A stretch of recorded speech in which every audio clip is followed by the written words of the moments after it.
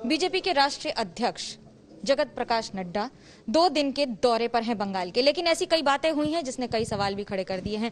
कैसा रहा आपका अनुभव? गाड़ी पर तोड़फोड़ भी हुई और काफी सारी बातें आपने खुद भी देखी। देखिए, बंगाल का जिस तरीके से ममता जी के नेतृत्व में यहाँ सरकार चल रही है पिछले 10 सालों से, वह इस बात को स्पष्ट बताता है कि यह कटमनी कल्चर है, भ्रष्टाचार है, ऊपर से नीचे तक आकंठ भ्रष्टाचार में डूबे हुए हैं, लॉलेसनेस है और लॉलेसनेस के साथ साथ पॉलिटिकल पेट्रोनेज के साथ वायलेंस है और विकास के खिलाफ परिस्थितियों को पैदा करना यहाँ ममता जी की आदत है।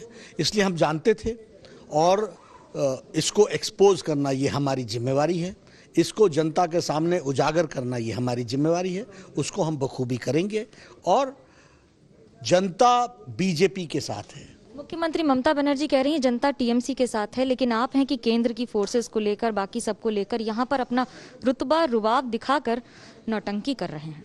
देखिए, ये शब्दावली जो ममता जी की है, ये उनके संस्कारों के बारे में बताता है। This speaks volumes about her personality, about her culture, about the traditions in which she is brought up. So she has to answer that question. But politically अगर आप मैच्योर्ड आंसर मेरे से चाहते हैं तो सच्चाई ये है कि यह भारत देश फेडरलिज्म में विश्वास करता है। यह भारत देश में सभी लोगों को पॉलिटिकल राइट है कि वो अपनी बातों को रख सके और भारतीय जनता पार्टी के कार्यकर्ताओं का दायित्व है कि जहां श्यामा प्रसाद मुखर्जी और आचार्य देव जो हमारे पहले अध्यक्ष बने, उन्होंने जिस विचारधारा को प्रोपोगेट किया वो बंगाल में प्रतिपादित हो और बंगाल के कल्चर के साथ उसको अलाइन करते हुए आगे बढ़ने का काम है। आरोप ये लग रहे हैं कि आप हिंदू और मुसलमान करके बंगाल में ध्रुवीकरण करके, बंगाल में राजनीति करके अपना सत्ता में आना चाहते हैं। हमारा नारा विकासवाद का है। आयुष्मान भारत हो, चाहे प्रधानमंत्री किसान सम्मान निधि हो, चाहे उज्ज्वला योजना हो, चाहे उजाला योजना हो, चाहे जनधन योजना हो, यह किसी को भी धर्म के आधार पर बांटता नहीं है।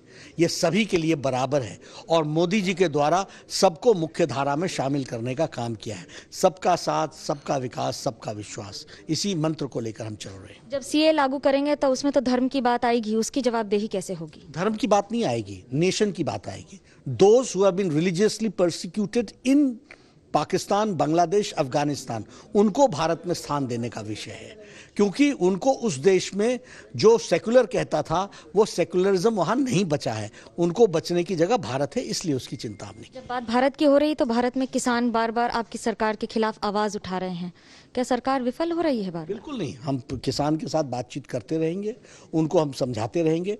जो रिफॉर्म्स आए हैं वो सारे रिफॉर्म्स किसानों के हित में हैं और किसानों को ऑप्शन भी है कि आप उसमें शामिल हो या ना हो।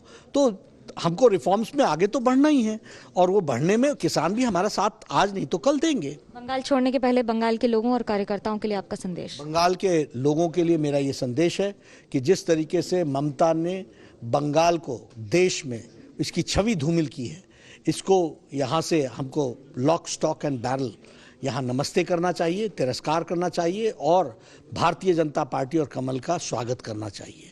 और कार्यकर्ताओं को मैं कहना चाहता हूँ कि यह भारतीय जनता पार्टी है जिसने हर जुल्म को सहते हुए प्रजातंत्र की रक्षा की है, फिर चाहे वो इमरजेंसी हो, फिर चाहे वो किसी भी प्रशासन के शासक का दमनकारी नीति हो। यहाँ भी इस दमनकारी नीति को हम उखाड़ फेंकेंगे उन कार्यकर्ताओं के साथ मिलकर।